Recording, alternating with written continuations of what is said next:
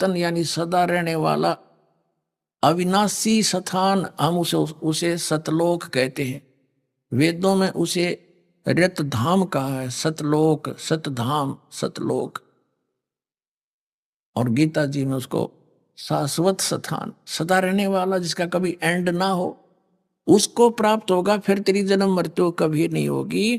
तो इससे सिद्ध हो गया कि उस ज्ञान को गीता ज्ञान दाता तथा वेद ज्ञान दाता नहीं जानता।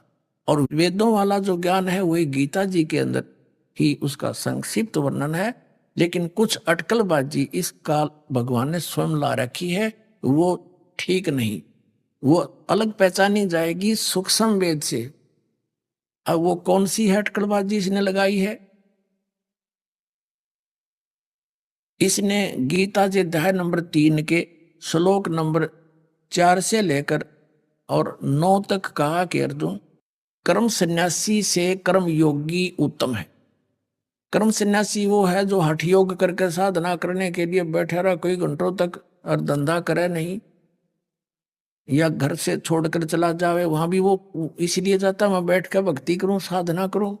तो कहने का भाव ये है कि वहां बताया है कि यदि तू एक स्थान पर बैठा रहेगा और ऐसे हठ योग करेगा तो तेरा निर्वाह कैसे होगा, तेरा जीवन निर्वाह कैसे चलेगा। अर्थात ये नहीं करना, ये बिल्कुल सही है।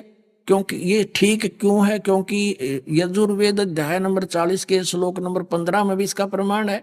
ओम कर्तु समर किलबे समर कर्तुम समर।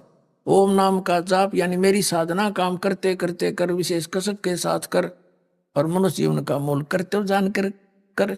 गीता जी अध्याय नंबर 8 के श्लोक नंबर 1 में अर्जुन ने पूछा कि मालिक, हे भगवान, आपने 7वें अध्याय के गीता जी के 29वें श्लोक में जिस तत्व ब्रह्म के बारे में कहा कि उसको जानने के पश्चात प्राणी केवल जरा और मरण, जरा माने वृद्धावस्था के दुख से, और मरण